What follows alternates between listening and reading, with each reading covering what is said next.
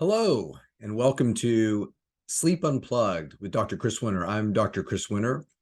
Welcome to our 10th episode. We're in double digits, which is really exciting.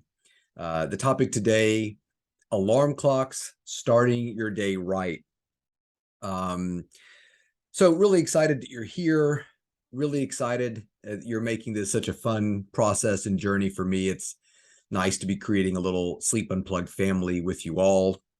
I think to celebrate the fact that we are already at our 10th episode, I'm going to put out at some point this week a little bonus episode, sort of a behind the scenes stories about my shooting, sleeping around, the little show we put together on sleep.com. So we've done 3 episodes, going on the road with a musician, sleeping on a portaledge with a mountain climber, and spending 24 hours with the Fort Worth Fire Department. And it was such a neat experience making it. You can watch them on sleep.com. I think there's just a lot more to be said about them behind the scenes, how it all came together, some interesting little tidbits and stories I picked up that didn't quite make it into the episode. So I'm going to record a little bonus episode about sleeping around behind the scenes. So be looking for that this week. It will not interrupt our regularly scheduled Monday programming. So excited about that. It's a little bonus episode for you guys, just because you've been so supportive to this. And also another little shout out to sleep.com. And just as a announcement, I have a financial relationship with sleep.com. They pay me to help create sleep content. So just want to disclose that. They are not paying me, however, for this podcast, nor the episode that I'm going to do. That is something that I want to do because that's such a fun time making it. A couple viewer mail. I'm sorry if I'm getting a little bit behind in responding to all the comments and DMs. I'm getting to them as quickly as I can. I was out of town last week. So it's been a little bit hectic, but I will get to all your comments and I really appreciate them, especially the positive feedback from you guys. First, I'm going to talk quickly, answer a question from Steve. Steve wrote me on Instagram and basically said, really enjoyed the episode you did last week, episode 9, about school start times. But don't you think that if we delay school start times, the kids will just go to bed later, that instead of actually creating more opportunity to sleep, it will just shift sleep? That's a great question, Steve. And it's commonly an argument against changing school start times. Well, if we let them come to school late, they'll just stay up late. And they actually don't. And study after study, including some of the COVID studies that we mentioned, have shown that if you give kids that opportunity to get the sleep, that they actually take it. And that's true for kids of all ages.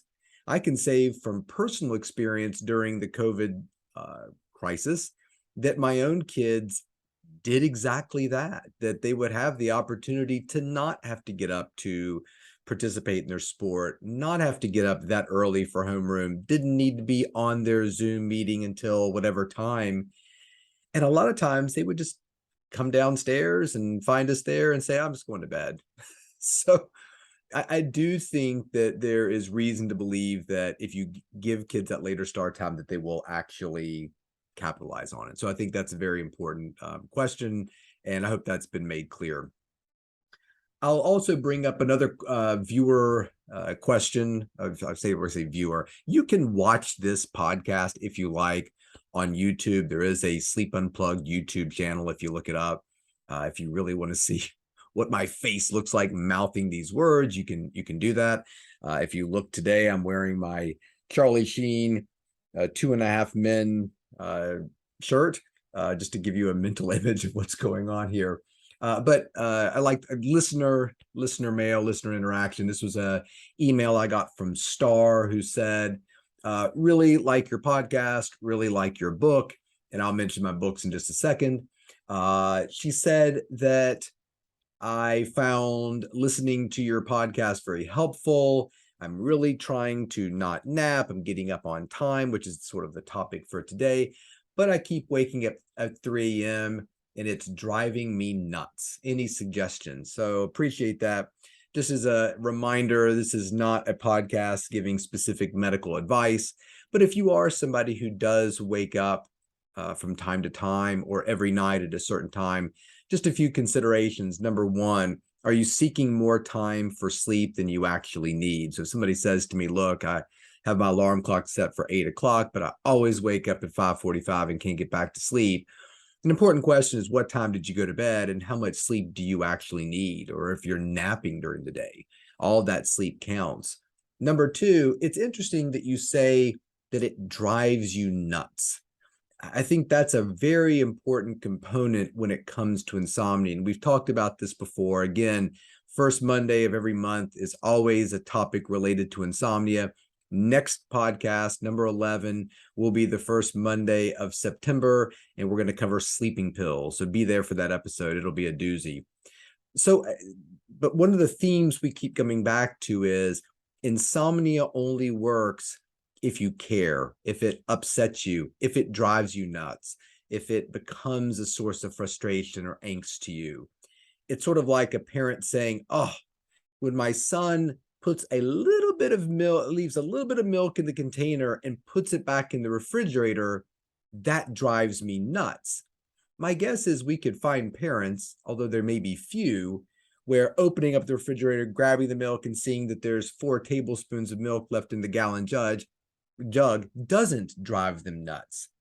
So my suggestion to Star is, if you wake up, you wake up. You read, you could roll over and go back to sleep. You could meditate, you could pray, you could get up, start your day at 3 o'clock in the morning if you wanted to. So again, letting it drive you nuts.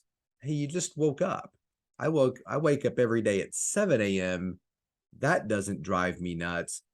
Why would waking up at 3 a.m. every time drive you nuts? And again, if you're continuing to wake up constantly at a certain period of time or wake up a lot through the night, you can always investigate that with a sleep study. But if somebody says to me, look, I feel great, I just tend to wake up at 3 o'clock, go to the bathroom, go back to sleep, it drives me nuts. Why? And focusing on that question of why does it drive you nuts, I think can be very empowering. So thank you very much, Star, for that listener mail. Really appreciate it. So again, next week, episode 11, insomnia, sleeping pills. Look forward to talking to you about that then. So today we are talking about alarm clocks and starting the day off right, which usually means listening to the sound of an alarm clock. Ah, man, that's a classic alarm clock sound right there. That was always the pager alarm clock that I used when I used a pager back in the day. That was always the sound that tended to wake me up the fastest. And so when we think about alarm clocks, we're thinking about the start of the day and really trying to make that as healthy and positive as it can be. I'm a huge David Bowie fan. I want to bring in one of my favorite songs, favorite albums, favorite lyrics that he wrote. This was from his 1971 album, Hunky Dory. So I remember coming to David Bowie through his 1972 album, which is the year I was born, Ziggy Stardust and Spiders from Mars. I've always been really happy that I was born the year that album was released. 72, some people think, is the best year of rock music, and we can have that debate offline if you like. 2 albums prior was The Man Who Sold the World, which became very popular when Nirvana covered that in their Unplugged concert. They did The Man Who Sold the World. But in between The Man Who Sold the World and Hunky Dory, Ziggy Stardust, was Hunky Dory, which was released in 1971. Many people think that it was the album where Bowie really started to develop his own sound. It was the album that put together his Ziggy Stardust lineup of Mick Ronson on guitar, Trevor Bolder on bass, and drummer Mick Woodmansey. So just very special album. The first song of the album was Changes. Second song on the album was Oh You Pretty Things. And I've always loved this. It features piano that David Bowie said he played during the album. Actually, there was the keyboardist for Yes, Rick Wakeman, said, no, actually, I contributed a lot to that piano playing. The album is heavy with piano, but there's this great lyrical, uplifting piano line, and then there's a pause, And David sings, "Wake up, you sleepyhead, put on some clothes, shake up your bed," which I've always taken to mean make your bed. "Put another log on the fire for me. I've made some breakfast and coffee." I'm drinking my coffee right now. "I look out my window and what do I see?"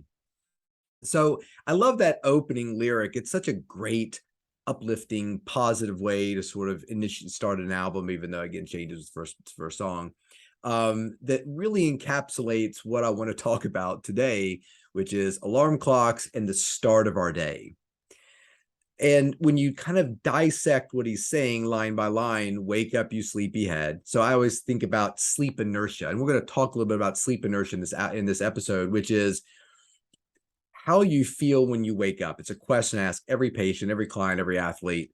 When the alarm clock goes off and you wake up, how do you feel? "Oh, I get right up out of bed. I feel wonderful, ready to attack the day." Or, "Oof, I do not feel good. I'm more tired when I wake up than when I went to sleep. It takes me several hours to really get going. Got to have that first cup of coffee, cup of tea, whatever." Um, so he's talking about wake up, you sleepyhead, shake out the sleep inertia, put on some clothes. I think that's so important in terms of the start of our day.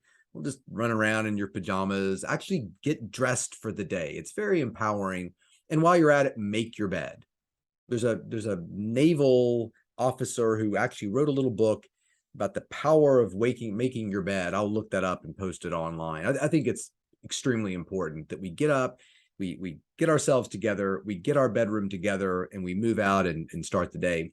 "Put another log on the fire for me. Let's get our bodies warm. Let's put a log in the stove. Let's turn up the heat if it's cold outside. Let's get rid of that cold sleep environment and start warming our body. I've made some breakfast and coffee, so let's eat. Let's start our day with food. If you like to drink coffee, if you like tea, go for it." I think that's a fantastic way, a fantastic ritual to start the day. I love coffee. I'm drinking a latte right now. Shenandoah Joe's, one of my favorite local roasteries here in Charlottesville. And I also spike it with, this is my new favorite thing, Fairlife salted caramel. So instead of the milk of the latte, I use that, froth it. It's delicious. It's got a ton of protein in it. So look out my window. So I've always taken that to be, let's get some sunlight. Let's open up the window. Let's get out of our dark bedroom and get into the light. So there you go. David Bowie is giving us all kinds of tips right there in one of his seminal works about how we should start our day. And in that start of our day is often the alarm clock. And the alarm clock is something that we talk about a lot in sleep. What's the best alarm? How should you set it? If you sleep through your alarm, what should you do? Is the snooze button a good idea? There's so many different things there that we think about. And when we think about an alarm and we think about the sound that I just played, we often think of the auditory alarm, the beep, beep, beep, beep, which is by far and away the most common way we wake up. And if you look back to alarm clocks of yesteryear, they had the little clacker between the two bells that would wake you up. And that was always sort of the classic alarm clock, iconic sort of set up. And alarm clocks have changed a lot recently. So when you think about auditory alarm clocks, the question is always, well, which is best? And there's all kinds of research. In fact, I mentioned spending time at the Fort Worth Fire Department, and that's a huge area of research within emergency rescue, which is what is the best alarm to use to wake up firefighters, EMS workers, so that they can get to their trucks and get to you and help you quickly. And not only what's best for waking them up, but what's the healthiest way to wake somebody up? Is scaring somebody awake with a loud sound necessarily healthy for that emergency worker? Could it create blood pressure spikes and lead to things like heart attacks and strokes? And when you're in the fire station, the sounds are very unusual. They tend to be sort of tonal and soft, or sort of building in terms of the way they're sort of transmitted. And there's also different tones to represent different things that they want you to be aware of. If you hear this tone, it represents a medical emergency. This tone might mean a fire.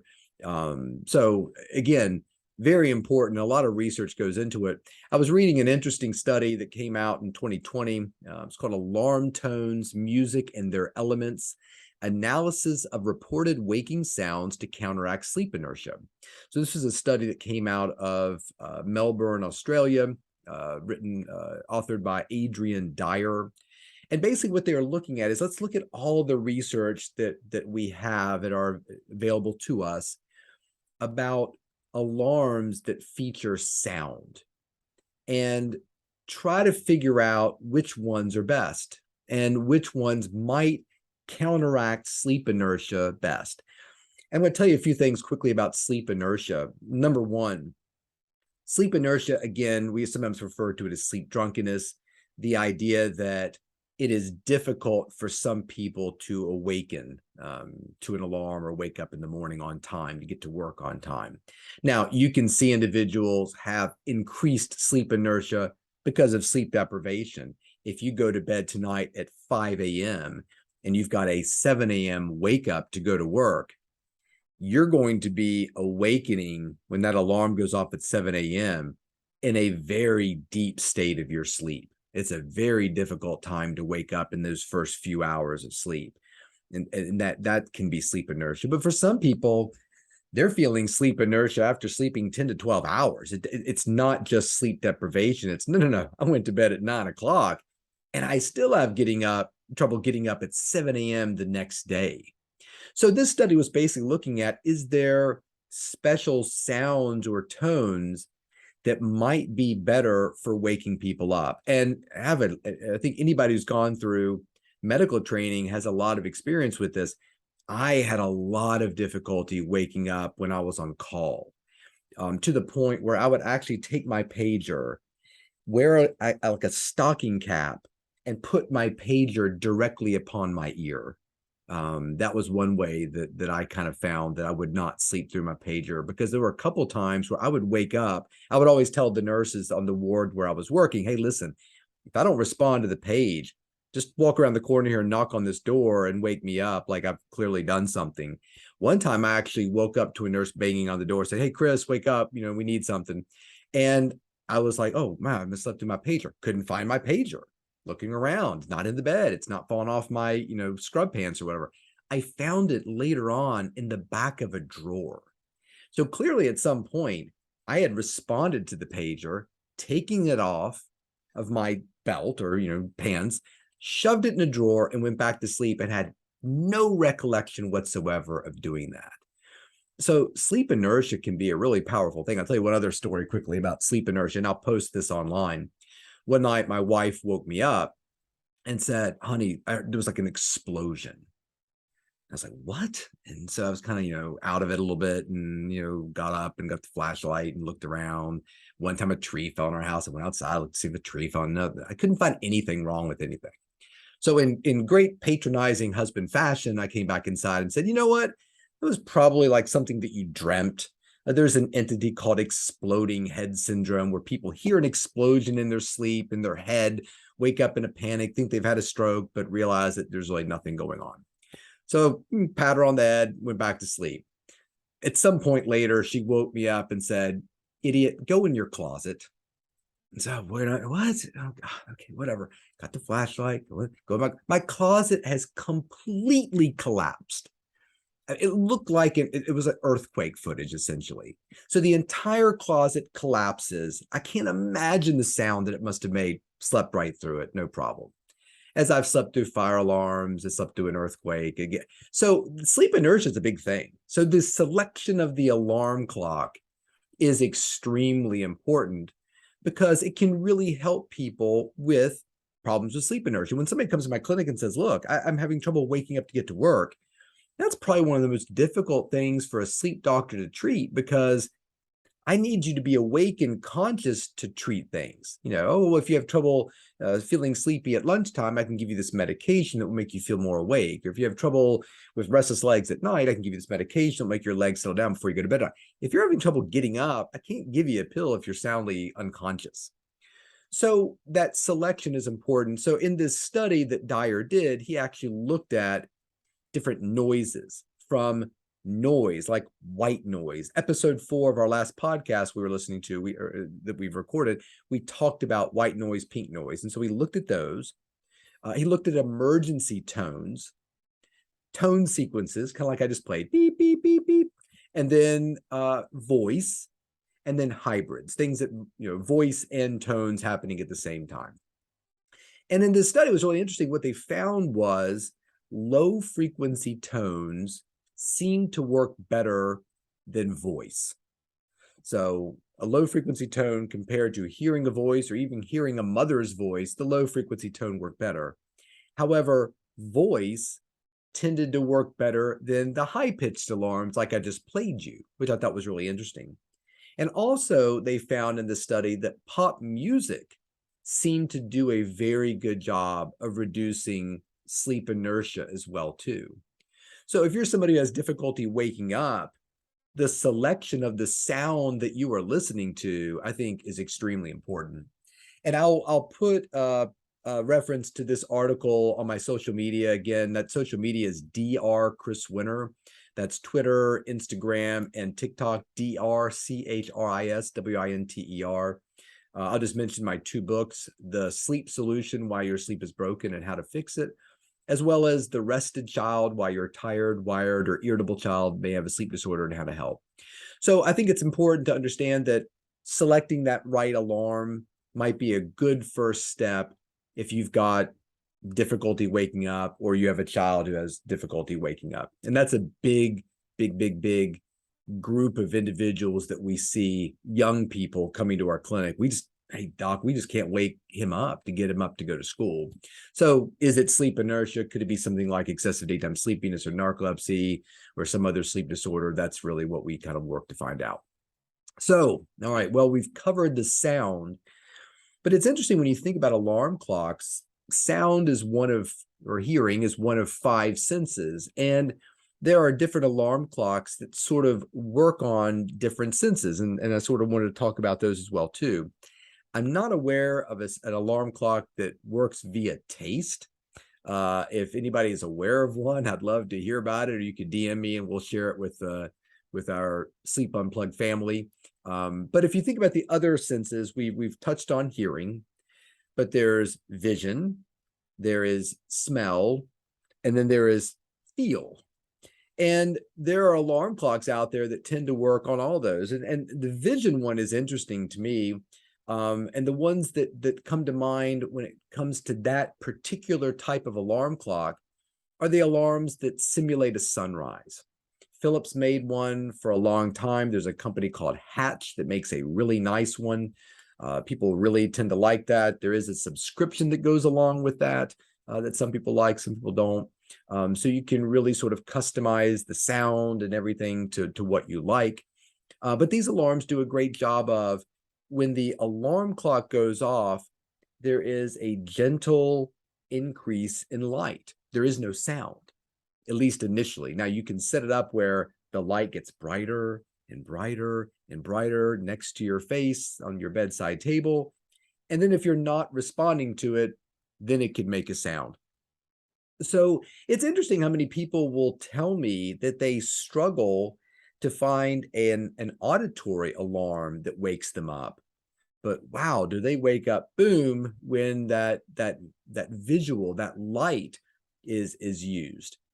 Even I was surprised that when we got one, and we bought it. I'm not promoting any particular type of alarm here. That when we bought one, that it actually kind of woke me up. I found, at least I was kind of aware of it, brightening up the room before I woke up. And it was a really nice way to wake up. It just felt really healthy instead of just being kind of jarred awake by a sound or an old, Talking Heads song that popped up in Life in Time of War. Anyway, so I think that is a wonderful way. And if you have kids, I think it's also a great way to sort of begin the day. Let's begin the day with a gradual increase in light, and we'll end it later on with a gradual decrease in light. And we'll talk about light in a future episode. It definitely deserves its own show. Well, what else? Well, we've talked about the see. We've talked about the hear. What about the feel? Well, there's a couple that work through that. One is called, I believe, the sonic bomb. And this is an alarm that has a little disc that goes underneath your mattress. And when the alarm goes off, it pretty violently shakes the bed. So it really creates a jostling effect that would be very difficult to sleep through. Now, there are more subtle ones that go underneath, like a pillow that will vibrate the pillow. So that's nice that if you have to wake up at a certain time to go to work, but maybe your partner is a night worker and is trying to sleep much longer, you can wake yourself up, but sort of isolate the stimulus that's waking you up from your partner, which can be very helpful for some people. The sonic bomb is not the alarm that you're going to want to use to do that. It's definitely going to create a situation where your partner's going to feel that. And we use that a lot for individuals who are very difficult to awaken. And what you can do in those situations is, let's set up the multi-level approach to the alarm. First, we're going to do the sunrise. And this is often for parents who've got kids who've got to get up and get themselves ready to school, but the parents have to leave before the kid gets up. And we just talked about school start times in episode 9. One of the arguments against delaying school start times is, well, if you make it too late, I got to go to work. My kid's going to be responsible for getting himself up and getting to school. So I can't be there to ensure that happens. Well, you can set up the multi-level approach. Level 1, the sunlight alarm clock. Did that wake him up? If so, great. He can turn the rest of them off. If not, then the sound goes off. Okay. And one of the tips for sound is put the sound away from the child's bed. Let's take the snooze out of the situation, because he or she cannot reach the alarm because it's on the other side of the room. And one of my favorite alarms, I don't advocate using your cell phone as an alarm. However, there was a great app that when the alarm went off on your cell phone, you had to do a math problem or do this little Connect 4 puzzle or answer a trivia question or do a little matching game before the alarm would shut off. And I used to recommend this to baseball players who always just complain of oversleeping. And I think over a period of spring training, I've talked to a bunch of players on different teams about it. Within the course of that season, I had 2 players break their phones because they got a question, 7 plus 2 divided by 3 minus 4 times 6. Brother, if you didn't know order of operations, you were never going to get that answer right. So they could not shut the alarm off. So they just smashed it on the side of the bedside table, went back to sleep, woke up, their alarm clock was in their cell phone was in pieces. And like, I'm not really sure what happened here. So clearly they couldn't do the math problem, broke the phone to try to shut it up. So be careful with those types of alarms. They will not stop until you remember PEMDAS. So we're talking about the order of operations here. Light goes off, sound goes off, still not waking your child up. Then the sonic bomb goes off, it violently shakes the bed.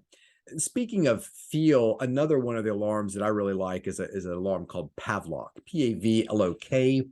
It's a wrist-worn alarm that can vibrate, it can beep, but it can also shock, literally electrocute. So the Pavlok, if you read the webpage, is sort of geared towards helping people break bad habits. If you're somebody who swears, I swear a lot. I can't believe we've made it to episode 10. I think I've only sworn in one episode. I'm so proud of myself. I can't stand it. So, but the nice thing about Pavlok is you can set it to shock you, to wake you up if you want to, but you can also just push the little button on top of the watch and it will electrocute you. And you can determine based upon its app how intense the shock is. So I love to bring this watch with me when I go do lectures about sleep and see if anybody wants to try it out. So if you're somebody who has a bad habit like swearing, when you say your bad word, you push the button and you get shocked. And it's supposed to set up sort of a Pavlovian response in your brain that you start to associate, dropping the F-bomb with a shock on your left wrist. And so it helps you break these kinds of habits. But what I like to use it for is an alarm. And one of my favorite stories was a college baseball player could not wake up to get to morning lift on time. So we tried the Pavlok, and it worked wonderfully for him. It would beep if he slept through the beep. It would vibrate if he slept through the vibrate. Then it started shocking, and it was so successful. He never missed a practice, never missed a lift. And he was living in this big, house with a whole bunch of baseball guys at this school. And it became like an event where other guys were getting up just a little bit earlier than this guy to get a bowl of cereal and then walk over and look through his bedroom, open up his bedroom door and watch him, because they said it was so hilarious to watch him wake up to being electrocuted on his wrist. Now, he got to the point eventually where when he felt the vibration, he knew he had 5 minutes to defuse the bomb on his wrist before the electrocution started. So eventually it sort of conditioned him to really wake up much better. And I'll say one more thing about sports players. One of the biggest fears they have, and I think I personally have, is when you travel and you're in the hotel and you've got to get up early to catch the hotel shuttle to the airport to catch the 5:30 flight home or wherever you're going. Those early morning flights always really make me nervous, and they make players nervous too, so much so that they'll say, I can't sleep the night before an early flight because I'm scared I'm going to oversleep and miss my flight. So if you're somebody who does that, my recommendation to you and in terms of alarms is, number one, set your phone alarm. There's number one. So go ahead and use your phone, set it next to your bed, but away from an easy arm's length so you can't just reach over and grab it. Make sure your phone is charged, make sure the volume's up, AM, PM set correctly. Number two, have a backup alarm. I carry a little travel alarm with me. I know how to set it. It works every time. That's my number two backup alarm. Number three, call the front desk, get a wake-up call. Number four, there's always an alarm clock of some sort in your hotel room. Figure out how to set it, set that. Now, go to bed, rest easy. The likelihood that you are going to sleep through 4 very different types of alarms is unheard of. And I always tell players, if you travel with other people, hey, look, just tell your friend that you're traveling with, hey, when you wake up, could you just walk over here and knock on my door just to make sure I'm up? So there's a 5-level security system in terms of waking up to not sleep through your alarm. The last thing I wanted to mention was smell. There are some alarms that use oils, like diffusers, which I think when I first saw that was kind of strange. Like you smell lavender and it's going to wake you up. But it's interesting when you think about smells, they can be powerful in terms of waking people up. If you've got a coffee maker that has a timer, if you have a bread maker that has a timer, I'm not sure you can design a better alarm clock than those two things. And I remember we got a bread maker when we got married a zillion years ago, and sometimes we would actually set it all up so that the bread would finish baking right as we woke up.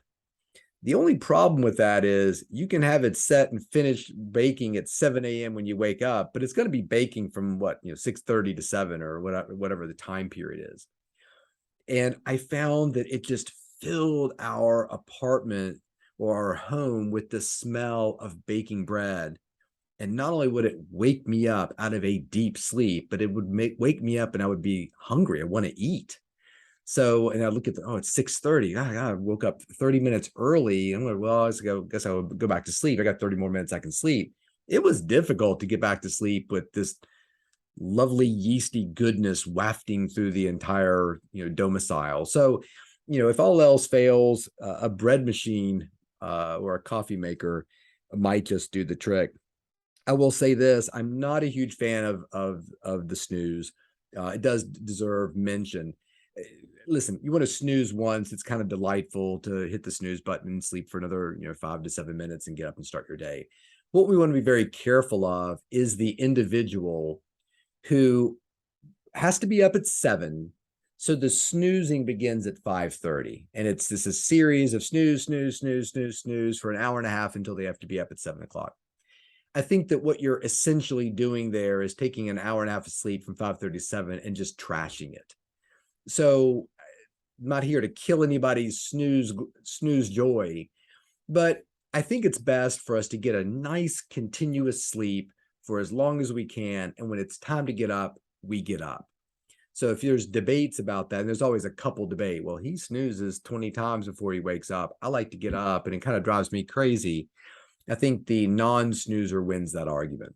So lots of interesting things to think about when it comes to alarm clocks. The start of our day, so important. Think about the start of your day. I want to leave you with this image. We talk about circadian rhythms a lot and the start of our day and all this good stuff. And our circadian rhythm does regulate sleep, but it regulates everything. And when you think about a healthy circadian rhythm, it has a start. And our beginning of the day is that start. So when I ask a patient, or if I ask you, when does your day start? You should be able to answer that in one sentence. My day starts at 7 o'clock. If you're all over the place in terms of a start time, I think you should probably reconsider that. It's great for our bodies to understand when the day begins. And when that alarm clock goes off every day at 7 a.m., just like David Bowie said, we want to make sure we go from being asleep to being awake. Check. We want to get up, get ourselves dressed, make the bed. Check. That's part of the ritual. We're going to heat our bodies up. We're going to turn the thermostat up. We're going to walk the dog. We're going to get some exercise. All of those things tend to increase our body temperature. We're going to eat or have something to drink or both. So get that bagel and cream cheese and smoked salmon out. Have your cup of coffee, have your Earl Grey tea, whatever you want. Get some food in your belly. And then we're going to get outside into the light, see some people, talk to people, engage with people. And when you think about that in terms of a circadian rhythm, it's the biggest time of state change that we go through. We go from asleep to awake. We go from little to no clothing to having clothing. We go from cool environment to warm environment. We go from fasted state to fed state. We go from dark to light, socially isolated, socially around other people. And that is by far and away the best day, best time, and best way to start your day. So your job is to find the alarm clock that really helps you make that happen. So that's it. Thank you very much for tuning in to episode 10. We'll get the bonus episode out there at some point this week. You can follow me on Dr. Chris Winter on Instagram, Dr. Chris Winter Twitter, Dr. Chris Winter TikTok. My books, The Sleep Solution, Why Your Sleep is Broken and How to Fix It. The Rested Child, Why Your Tired, Wired, or Irritable Child May Have a Sleep Problem and How to Help. And I will plug, because I keep forgetting, if you're interested in watching this, we do have a YouTube channel where you can watch all the episodes you like on there for free. Until next episode, sleep well.